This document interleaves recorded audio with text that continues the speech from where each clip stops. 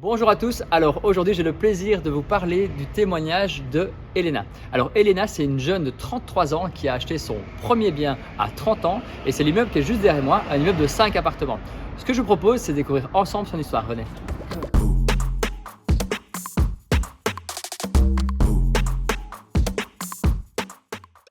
Et voilà, je suis en présence de Elena. Bonjour Elena. Bonjour Laurent. Elena a accepté de témoigner aujourd'hui parce qu'elle a un profil ultra particulier. On va en discuter lors de cette vidéo. Elle est passée par plusieurs phases lors de son achat. Est-ce que déjà tu peux un peu te présenter en quelques mots? Oui, tout à fait. Alors, moi, je suis à la base architecte d'intérieur, mais je ne voulais pas travailler dans un bureau derrière un ordinateur toute la semaine. Et donc, j'ai fait plein de jobs en dehors de l'archi d'intérieur. Et puis, un jour, j'ai acheté ce bâtiment et j'ai exercé exactement comme je voulais, c'est-à-dire les mains dans le cambouis. C'est ça. Et alors, qu'est-ce que tu as acheté justement comme bâtiment? Alors, j'ai acheté un vrai taudis, un bon vieux marchand de sommeil avec 10 logements totalement insalubres et absolument horribles. Un vrai truc qui faisait froid dans le dos. Et donc, 10 logements, moi j'ai ouvert tous les plateaux pour faire 5 beaux appartements. Ok, donc une rénovation intégrale. Total. De 10 logements qui étaient déjà reconnus à l'urbanisme ou pas? Au cadastre, j'ai 11 logements reconnus. J'ai un peu de tout. J'ai 11 logements au cadastre, j'ai 8 logements, je pense, chez l'agent immobilier et 9 à l'urbanisme, quelque chose comme ça. Ok, pour finalement arriver à 5 en ordre urbanistique. Exact. Refaire une rénovation intégrale. Total.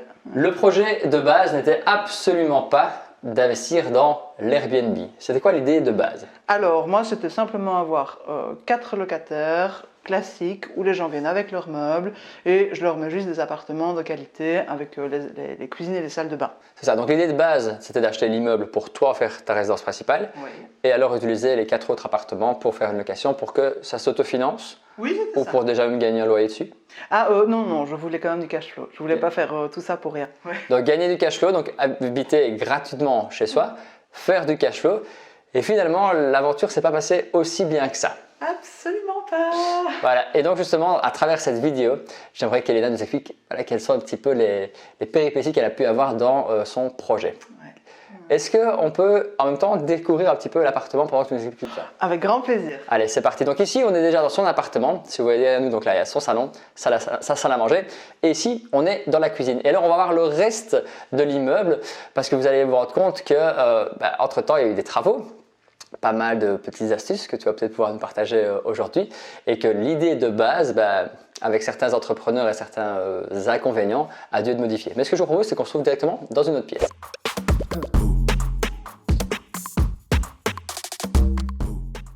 Et voilà, on est dans une des premières pièces ici. Et alors pourquoi on a choisi cette pièce-ci? Parce qu'en fait l'immeuble est encore en travaux, en partie. Et est-ce que tu peux un peu raconter quel était le premier gros problème que tu as pu avoir dans cet investissement?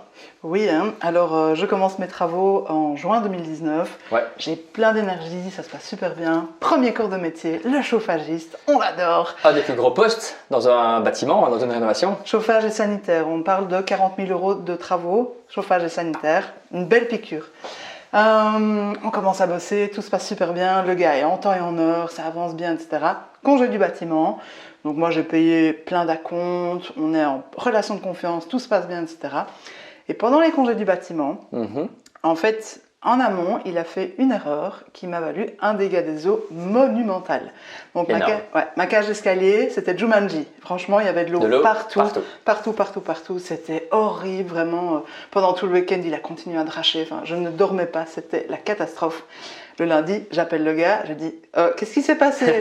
Je ne comprends pas. » C'est quoi le problème? Et là, il me dit « Mais vous avez demandé de faire ça ?» En gros, il a coupé la seule section de toit arrière et il l'a rebouché. Donc évidemment, l'eau s'est accumulée, ça a ruisselé, de l'eau partout. Il a décidé de ne plus jamais revenir. Et donc concrètement… Un entrepreneur de plus qui quitte le chantier en pleine rénovation. Voilà. Et je suppose avec les acomptes et tout ce qui va avec. Exactement. Donc tous les acomptes avaient été payés parce que j'avais confiance et parce qu'il travaillait bien, il était là en temps et en heure. Et en fait, à partir du moment où je l'ai appelé pour lui dire pourquoi vous avez fait ça, il a essayé de me faire porter le chapeau, sinon c'est pas marrant. Ça arrive, souvent. La responsabilité est rarement assumée. Voilà. Vous comprenez bien, une petite jeune de 30 ans, comme ça, une petite blonde en plus. C'est facile, hein. Mais, et donc voilà, ça m'a valu royalement une perte sèche de 25 000 €. 25 000 €. Après ça, tu as directement été en procès. Ouais, j'ai un peu attendu quand même, Ouais. parce que j'y croyais, je m'étais dit, Dans la non, confiance ça va humaine, aller, ouais. ça- Hein. J'ai essayé d'arranger les bidons, ça n'a jamais fonctionné. Et le procès, Ah oui, j'ai gagné le procès. elle a gagné le procès. Ouais. Mais voilà, là, pour l'instant, c'est toujours en procédure parce que l'entrepreneur refuse de payer quoi que ce soit. Et donc, la suite au prochain épisode. Absolument. Maintenant, ça ne t'a pas découragé, Non. heureusement. Non. Voilà, donc dans les 5 appartements, combien sont totalement finis à l'heure actuelle? 4. 4. 4 et demi même, parce que le 4. petit dernier qu'on ne Voilà, voit c'est ce pas qui encore reste. là. Très mignon, donc c'est dans l'hypercentre de Liège, hein, donc on est vraiment à quelques minutes de l'hyper-hypercentre. Le projet de base, on rappelle d'acheter un immeuble de 10 appartements, 11, 8, 12, 17, 14, C'est ça. en faire 5, Ouais. dont ta résidence principale. Exact. La résidence principale, elle est faite, Ouais. magnifique, toute finie, super chouette. L'idée de base, c'était de relouer en location classique. Oui. Le problème de l'entrepreneur arrive, et là, quelle idée as-tu? Et là, j'ai plus un franc. Je suis ruinée, j'ai plus rien devant moi, je ne sais Les plus poches avancer. sont vides. Archi vide. Donc j'ai juste eu ric et rac de quoi terminer chez moi avec les derniers moyens du bord. Et là, je me dis, ok, les banques ne me prêtent pas parce que concrètement, j'ai déjà tout qui a été dépensé et je n'ai aucun loyer qui rentre. Je n'ai rien. Et donc là, j'ai dû emprunter à des amis, à gauche et à droite, en essayant Pour avancer pour progressivement, pouvoir ouais. payer les corps de métier, pour avoir du chauffage, de l'eau, Mhm. qui n'avait pas été fini par le chauffagiste évidemment, Forcément. Et les terminer dégâts l'électricité. qu'il y avait à avoir derrière. Exactement. Ouais, tout à fait. Et donc, comme j'avais plus rien, en fait, je me suis dit, tiens, j'essaierai peut-être bien l'aventure Airbnb. Ok. Et donc, Et c'est là que l'idée arrive. exactement. Et donc, j'ai pas d'argent, j'ai de quoi vite fait quand même essayer de terminer les appartements au niveau des travaux avec des amis, mais il faut bien les meubler. Et là, ça coûte encore ouais. beaucoup d'argent, parce que Ouais. meubler un Airbnb, ça ne coûte pas 500 euros. Non, c'est vite quelques milliers d'euros, des fois par pièce. Donc ça peut très très vite chiffrer. Et là, tu as eu une idée incroyable. Ouais. Incroyable, oui. Ouais. Maintenant, tu étais surtout dans la dèche totale et tu n'as pas eu le choix. Ah en bah fait. voilà. Donc, et d'ailleurs, tu m'as dit une très belle phrase la première fois qu'on s'est rencontrés. Tu m'as dit c'est dans le moment où j'étais le plus dans la merde que Ouais. j'ai eu les meilleures idées, que j'ai le mieux su m'en sortir. C'est exactement ce que j'allais dire. C'est la plus fauchée, j'ai jamais été la plus créative de toute l'histoire du bâtiment. Donc c'était génial. Incroyable.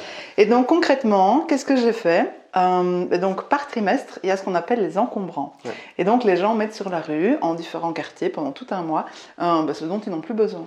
Et donc ce qui s'est passé, c'est que pendant un mois, j'ai commencé à collecter ça et là, des meubles, de la déco, des ci, des là. J'ai appelé mes amis en disant, bah, t'as pas des trucs à donner?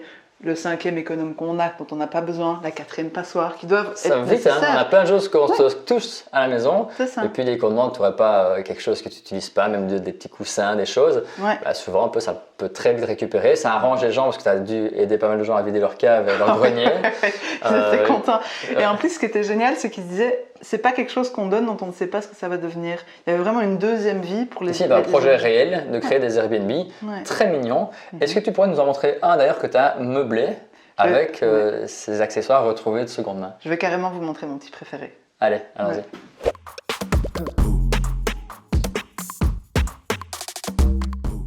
Donc là, on est dans un de tes Airbnb. Oui, Est-ce que tu leur donnes des petits noms? absolument. Et on est Donc, dans lequel? alors là, on est dans la vintage experience. Vintage Experience. Ça sonne bien quand même. C'est le titre que tu le mets sur tes Airbnb? Exactement. Et alors, dans mes Airbnb, je ne vends pas un produit ou un service, je vends une expérience. Une expérience. Tout à fait. Très bon point, justement, pour effectivement, les gens, quand ils voyagent avec Airbnb, ils ne viennent pas simplement pour loger, ils veulent effectivement avoir une expérience. Et des fois, on a même des Airbnb qui se louent beaucoup plus cher et mieux. Pas forcément parce qu'ils sont mieux placés, parce que derrière, il y a une belle expérience ou un cadre un peu atypique. C'est le cas de celui-ci. Tout à fait. Est-ce que tu sais un petit peu nous expliquer l'histoire de cet Airbnb et les objets Oui, peut-être hein. qu'il y a? Alors ici, c'est le plus bel exemple de choses que j'ai récupérées sur la rue, à des amis, sur Marketplace, etc. Pour la plupart gratuit. Et alors, je voulais rebondir sur ce que tu disais tout à l'heure. Ça ne coûte pas 500 € pour aménager un Airbnb. Pour te donner une petite idée, Celui-ci. la totalité de celui-ci, donc on parle vraiment de la déco, de tous les éléments, etc. Je crois que j'avais calculé, je suis à 380 €. Ouais. Ok. Ouais. Ok. Mais ici, c'est un ballon Ouais. qui est transformé en pot de fleurs. Donc c'est vraiment une idée géniale et puis il y a plein de choses. Si vous regardez juste là, à votre avis, qu'est-ce que c'est ce pot de fleurs là?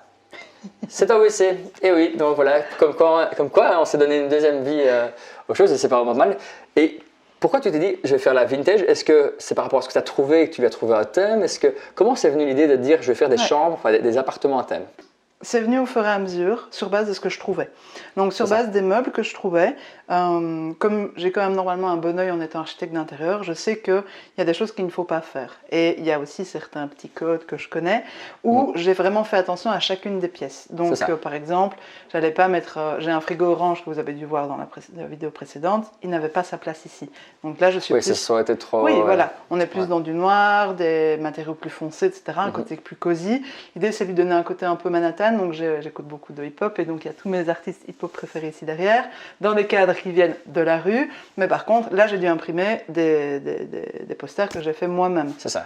Pour justement un peu utiliser le fait de récupérer, mais tout en mettant une petite touche perso. Exactement. Donc faire en sorte que ce soit... Là c'est le vintage experience. Donc tu as vraiment... Là derrière tu as la vieille télé avec les VHS. J'ai la Nintendo, je ne sais pas si vous la voyez, la vieille Nintendo.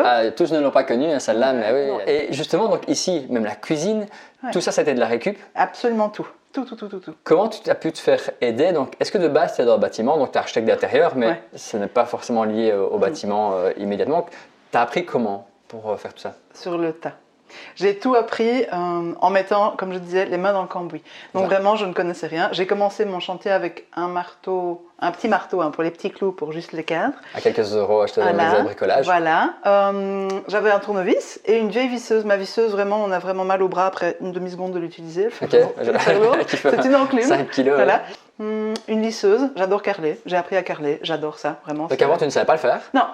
Donc tu as appris sur le tas? Oui, c'est ça. Ça, carreler, la maçonnerie, faire, hein. J'adore la maçonnerie, j'adore. Et grâce à ça, je me suis créé une vraie cuisine extérieure sur ma terrasse. Et ça, avec toutes les cheminées qu'on a démolies, j'ai récupéré brique par brique pour monter la totalité de ma cuisine extérieure dehors. Incroyable. Comme une grande fille. Et je ne connaissais rien de rien. Est-ce que tu es prête à nous montrer, c'est quoi la deuxième? La Romantic Jungle. La Romantic Jungle. Allons-y.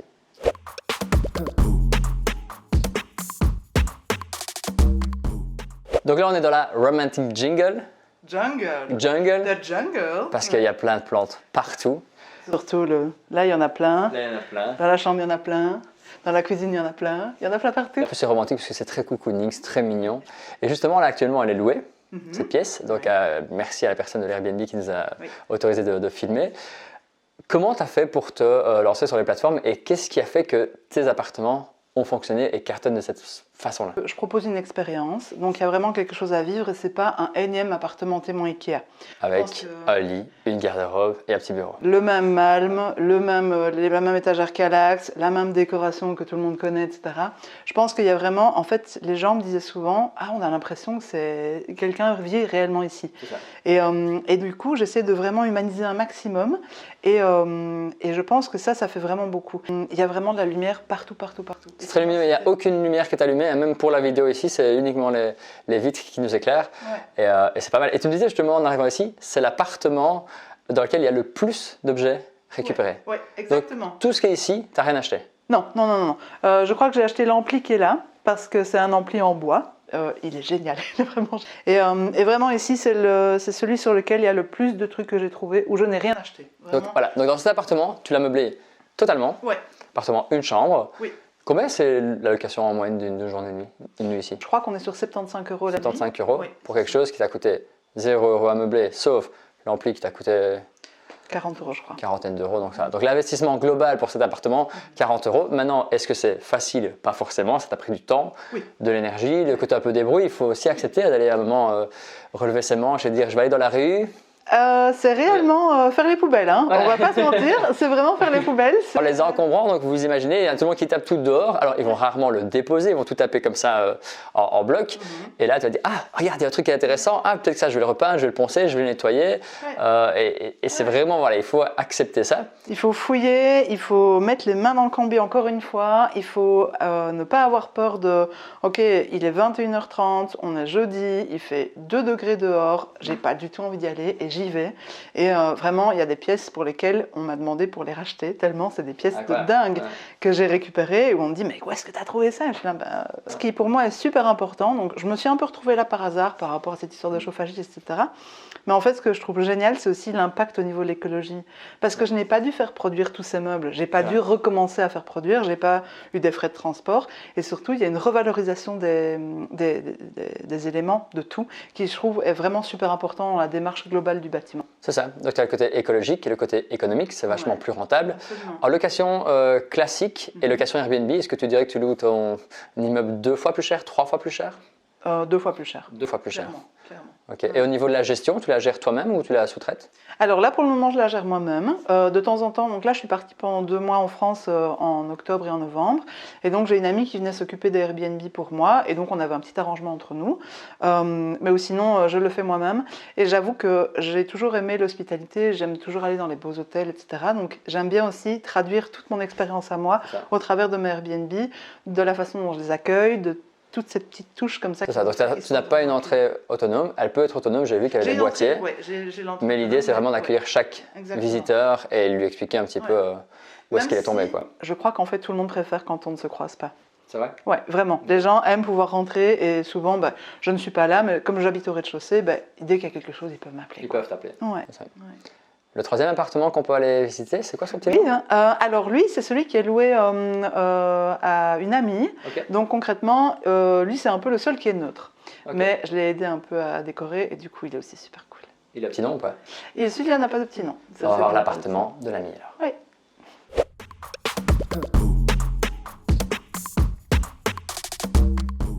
Nous voilà dans l'appartement de l'ami. Alors, est-ce que tu peux nous expliquer aussi l'histoire de cet appartement? Encore une fois, il est très bien décoré, c'est encore très joli.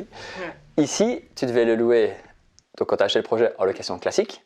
Oui. Puis tu t'es dit, je vais le meubler en location Airbnb. Tout à fait. Et là, il le loue en location classique. Exactement. Donc, tout début, comme tu viens de le dire, en classique, puis finalement, l'histoire m'amène vers le Airbnb. Je l'ai mis en Airbnb, il fonctionnait super bien en Airbnb. Et puis Julie me dit, oh écoute, j'aimerais vraiment venir vivre à la maison, ça a l'air vraiment chouette, l'ambiance qu'il y a dans le bâtiment, etc. Est-ce que ça va pour toi? Et il faut savoir que Julie a un petit garçon, et donc je lui dis, écoute, il n'y a qu'un appartement qui est possible, parce que c'est le seul dans lequel il y a 2 chambres. C'est ça. Et donc je lui dis, pas de problème, on va voir comment on peut faire. Et donc Julie est venue s'installer ici, et en fait, toute la déco que vous avez vue en bas dans la Vintage Experience, à la base, était dans cet appartement-ci. Donc, tu as tout redéménagé. Exactement, j'ai tout redéménagé. Moi, les déménagements, ça me connaît. Non, j'ai l'habitude. Et donc, ici, Julie vit tout le temps, donc c'est vraiment une location de long terme. Et c'est une des meilleures choses qui me soit arrivée, parce qu'en fait, Airbnb, c'est super agréable, parce qu'il y a des gens qui viennent tout le temps, mais avoir quelqu'un qui vit aussi avec moi. Pour pouvoir échanger plus sérieusement. Ouais, c'est vraiment super important. Et c'est aussi intéressant parce qu'il y a différents types de revenus. Donc, j'ai des revenus Airbnb, j'ai des revenus au troisième qui sont un peu mixtes, j'ai des revenus fixes, et donc dans l'ensemble, ça me permet aussi d'avoir certaines sécurités. C'est ça, c'est une certaine mixité, c'est ce que je répète très souvent dans mes vidéos. Faites en sorte de varier au maximum vos investissements. Donc ne faites pas que de l'Airbnb, ne faites pas que de la colocation, ne faites pas qu'acheter des garages. Dans ce cas-ci, à travers un même immeuble, tu as ta résidence principale, une location classique et le reste en location Airbnb, dont une qui est mixité. Donc le gars est là certains jours semaine et l'autre du temps tu le mets en Airbnb. Donc là, je pense qu'on ne peut pas mieux mixer les choses. Absolument. Voilà, peut-être si tu veux louer la terrasse à quelqu'un d'autre, ça devient un petit peu complexe, mais c'est vraiment quelque chose qui est intéressant. Ne rigole pas, j'y ai pensé. J'ai pensé à faire des petits cours de yoga, par exemple, pour pouvoir les mettre pour les locataires, pour les gens qui sont Airbnb, pour pouvoir des gens du quartier, des choses comme ça éventuellement. Et il faut savoir aussi qu'il y a énormément de gens qu'on retrouve sur Marketplace ou des groupes comme Liège à louer, des choses comme ça, qui viennent seulement pour des séminaires pendant 1 mois, 2 mois, 6 mois de stage, etc., qui n'ont pas spécialement envie de passer par Airbnb, parce que Airbnb va donner un montant qui est toujours beaucoup trop élevé. Et donc, du coup, le fait que je mette l'annonce aussi sur d'autres plateformes me rapporte d'autres personnes. Donc là, par exemple, au troisième, c'est un doctorant qui vient de Grèce, et donc qui vient, qui repart, qui des fois reste pendant 3 semaines, des fois 1 mois, des fois juste 2 jours. Et donc, concrètement, voilà. Et le deal que tu as avec lui, lorsqu'il n'est pas là, tu peux continuer à louer en Airbnb. Donc, il le loue entre guillemets à la semaine, à la journée, pareil. Ouais, tout à fait. Et le reste du temps, tu reprends possession du bien. Exactement. Tu parlais justement de ton quartier. Alors là, on est dans le centre, un quartier qui est un petit peu populaire. C'est pas le plus populaire de Liège, mais on n'est pas dans le quartier le plus chic non plus. Et tantôt, tu m'as dit, j'ai une idée pour un petit peu dynamiser mon quartier. Donc, tu as une idée là, donc pas uniquement écologique, mais même une idée de développement plus durable. Est-ce que tu peux un petit peu nous raconter à travers la vidéo? Parce que tu le fais parce que ça va apporter plus, un vrai plus à ton quartier, mais parce que ça va aussi apporter un vrai plus à ta location et à la localisation. Oui, tout à fait. Donc moi, je suis une grande fan de plantes. C'est vraiment mon truc. J'adore. Ouais. Et donc, j'ai commencé avec mes encombrants à récolter plein de balconnières que j'ai, pour commencer, vendues à mes voisins, à prix coûtant, vraiment. Et donc, toute ma rue a commencé à être fleurie. Et finalement, j'ai pris contact avec mon comité de quartier. L'idée a super fort plu. C'est très joli, hein. C'est très beau à voir. Cool. Bah écoute, si vous êtes dans la rue, le plus beau, c'est mes petits choux que j'ai plantés au mois de décembre. Ils sont juste super beaux. Bref.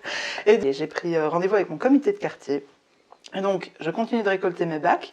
Eux apportent la ville apporte la terre et le comité de quartier finance les fleurs. Okay. Et donc, concrètement, on va avoir une action, on va donner des balconnières fleuries à tout le quartier. Et on va aussi distribuer des petits tournesols pour qu'on ait dans toutes les rues des tournesols qui vont pousser pendant l'été. Et vraiment donner une espèce d'identité comme ça et de faire en sorte que le quartier soit plus joli. Soit plus joli, soit plus propre. Effectivement, quand les voisins sont tous entre guillemets responsables l'un de l'autre par rapport à l'image que le quartier peut donner, ça permet effectivement que quand les touristes viennent, ils se disent waouh, le quartier est beau et bien entretenu, c'est très joli, et effectivement reviennent. Et surtout, au tout début, on a fait ça pourquoi? Moi et mon autre voisin sur le côté, parce qu'il y avait tout le temps des dépôts d'immondices, tout le temps des canettes, des crasses, vraiment, et des sacs noirs et des espèces de crasses à gauche et à droite, etc. Dès qu'on a commencé à mettre des fleurs, ça s'est arrêté. Ça, c'est vraiment super important. Et même pour mon bâtiment, je pense qu'il vaudra un peu plus aussi quand un expert viendra, qui verra qu'il y a des fleurs dans toute la rue. Toute la rue, c'est pas que sur une belle maison et tout le reste est dégueulasse. Vraiment, l'ensemble du quartier est bien entretenu et c'est clair que ça change fondamentalement l'expertise. Bah oui, ça donne vraiment une bonne impression d'entrée de jeu, quoi. Est-ce qu'il y a justement des conseils que tu pourrais donner aux personnes qui nous regardent pour embellir leur quartier, pour embellir leur appartement, leur Airbnb? Alors, personnalisez un maximum. Donc, inspirez-vous de tout ce qui vous a touché dans des voyages, chez des gens, chez des personnes, chez des amis, etc. Se dire, bah oui, ce cadre, en fait, c'est vraiment génial d'avoir un truc aussi grand. Et n'hésitez pas à des photos. Ouais, vraiment. Un maximum de photos. Ce que vous voyez qui vous plaît. Et inspirez-vous de votre propre expérience pour essayer de la transmettre au maximum. Et évidemment, je vais prôner de recycler, de réutiliser un maximum parce que ça donne aussi une autre âme. Pas encore un énième appartement blanc. Tous mes appartements sont pas en blanc, mais finalement, avec toutes les touches que j'ai mis, il n'y a pas besoin de remettre de la couleur en plus. Moi, je dirais même en vert parce qu'il y a beaucoup de vert avec les plantes. Mais c'est ce qui donne vraiment quelque chose de très agréable, on s'y sent bien. Et comme tu dis, quand on rentre dans un appartement Airbnb, en tout cas les tiens, on a l'impression qu'on rentre chez quelqu'un et donc ça a une certaine touche vraiment personnelle. Tu ne rentres pas dans un truc où tu te dis ouais, les gens font du fric sur cet appartement et c'est très froid comme ça que je vais faire qui dormir. Il y a beaucoup de locataires qui reviennent.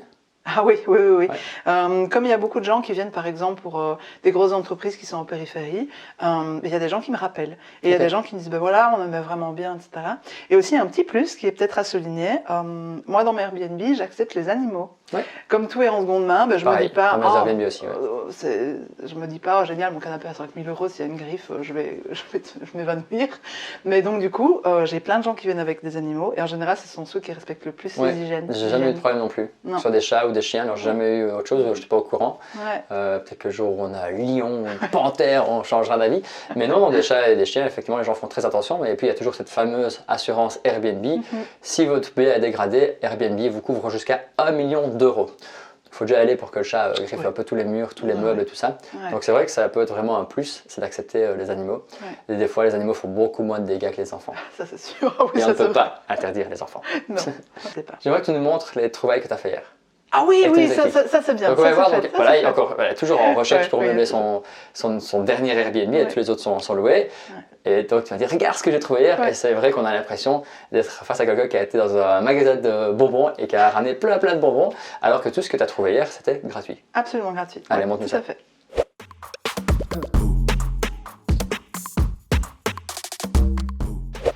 Alors ici on est dans le couloir, donc on est toujours en travaux, donc le couloir est encore en travaux. Peux-tu nous montrer tes trouvailles? Absolument. Aujourd'hui dans Affaires conclues. Alors là, on a tout ce qui est bac pour cette fameuse action que j'ai avec mon quartier. Donc là, il y a des bacs en plastique, il y a des bacs de fleurs, il y a vraiment plein de choses. Donc tout ça, c'était jeté par les gens dans la rue. Et Elena a eu la bonne idée d'aller les récupérer, c'est gratuit, c'est encore en bon état, c'est juste pas très propre, mais un petit coup d'eau et c'est réglé. Alors là, j'ai une caisse avec plein de petites conneries. Alors là, c'est des petites petites décos de fleurs, Noël. des petites décos de Noël. Voilà. Ça, c'est de la rue. Ouais. Donc, elle n'a absolument rien du tout. Quelque chose comme ça coûterait quoi chez Ikea? 15-20 euros. C'est ça. Facilement. Donc là, c'est 0. Alors, Ça, c'est- pourquoi un petit camion de pompier, mais encore une fois, qui n'a absolument rien, qui est ultra fonctionnel. Ouais. C'est pour mettre dans un Airbnb Non, aussi? ça c'est pour ma filleule, Pas fier, voilà. ouais, Donc, qui est comme super quoi, fan de pompiers. magnifique. Mais des Très petites chouette. boîtes à thé. Des petites boîtes à thé. Très sympa, qui n'ont rien du tout. Hein. Ça peut donner aussi un peu de fleurs. Elle le fait bien absolument. avec un ballon, pourquoi pas avec une boîte à thé. Ouais. Il y a des petits dés. C'est vraiment un peu la caserne d'Alibaba. Il y a vraiment tout, mais tout est vraiment en parfait état.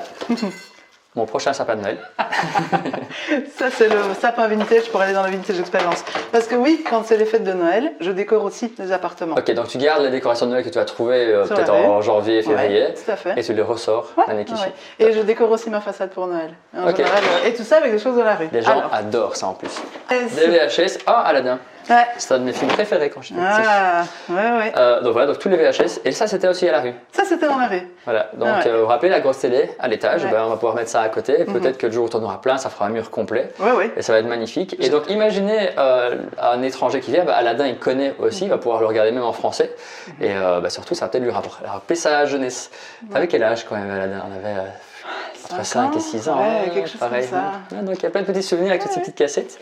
Ouais, c'est Et, pas mal. en Taxi général, 2 aussi. Sur Marketplace, une cassette se vend entre 1 et 2,50 €. Donc là c'est gratuit, on a 2, 4, 6, 8, 10, 12, 14. Donc elle pourrait même récupérer 28 € juste pour avoir fait un petit peu du recyclage et pour éviter que ça parte directement dans la benne à conteneurs. Donc des Gros paniers en sac osier, d'osier, donc là encore voilà. une fois, il est tout neuf. Voilà. Il y a encore l'étiquette dessus.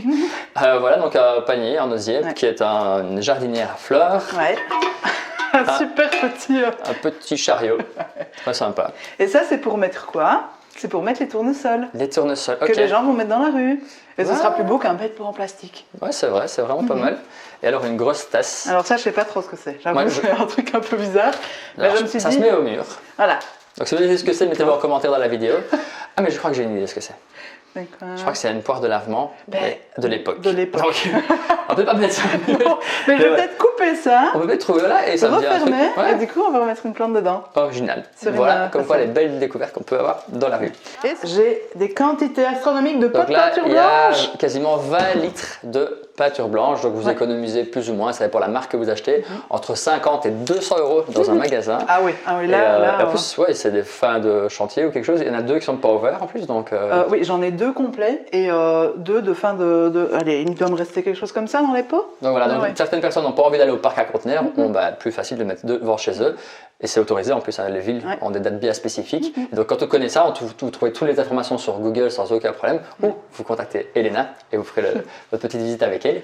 Ben, merci, ben, écoute, on continue la vidéo et on retourne dans ton appart. Absolument.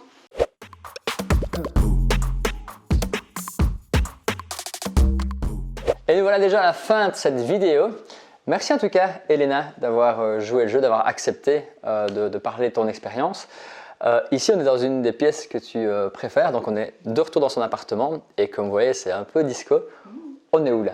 On est dans un ancien appartement. Donc il faut savoir que l'ouverture qui était là, c'était fermé. C'était une des fameuses petites cages à poules qu'il y avait ici. Où en fait, c'est mon playground, comme j'appelle. Ici, c'est vraiment mon terrain de jeu où j'ai mon bureau, j'ai mon piano. C'était vraiment... Moi, je suis pas très bon joueur, là.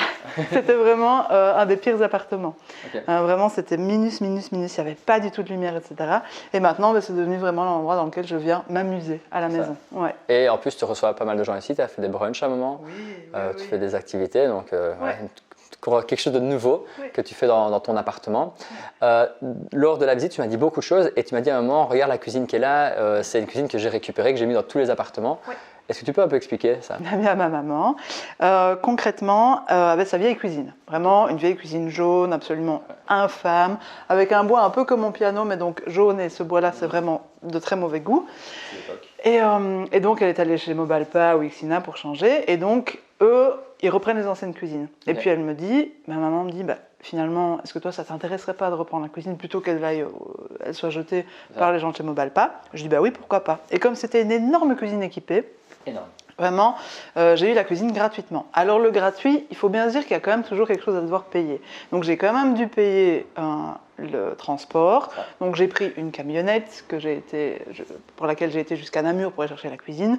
Et j'ai dû demander à des amis, évidemment, que j'ai payé en bière et pizza, c'est sûr et certain. Ça va, et encore plus agréable, ça passe un moment Voilà. convivial avec ses amis, ça permet de récupérer une cuisine, une énorme cuisine. Oui, c'était vraiment Elle était moche, donc elle pourquoi était vraiment très très moche.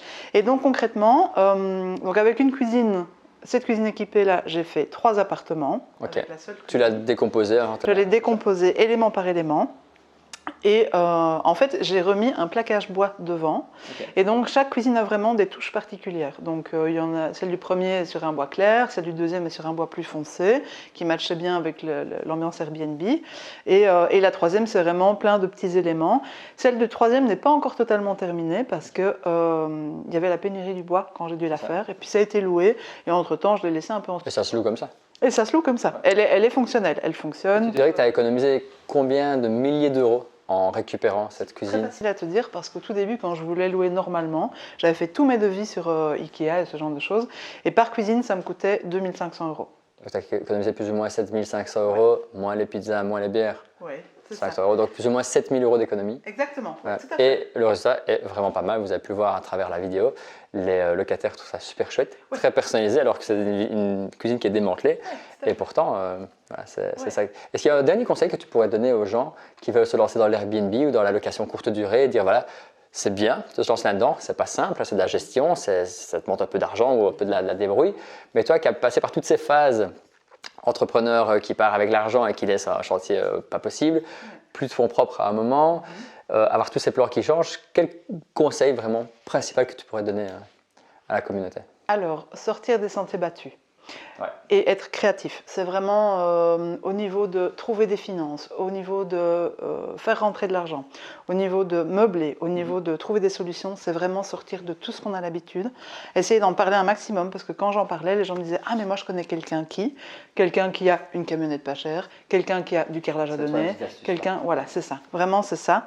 Et se retrousser les manches. Vraiment, quand il y a un coup dur, il n'y a rien à faire, il faut pouvoir rebondir.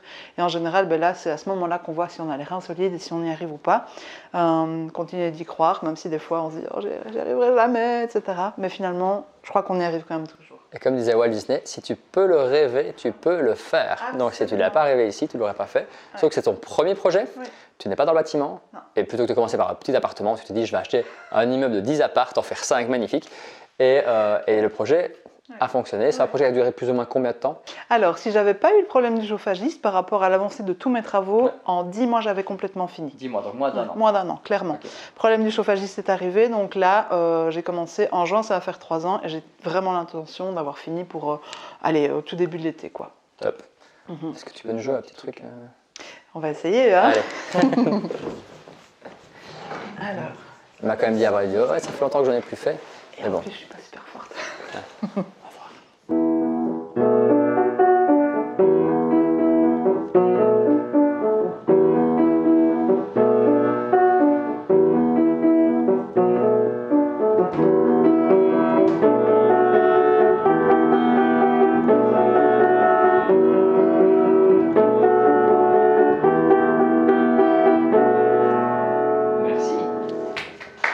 C'était Alicia Keys. T'as Alicia Keys, voilà, pour ceux qui ne l'avaient pas reconnu. Ouais, je l'avais reconnu, je te promets. Okay, cool. Merci à tous de nous avoir suivis dans cette nouvelle vidéo et j'espère que ça vous a appris plein de choses et que c'est quelque chose qui va vous encourager à le faire.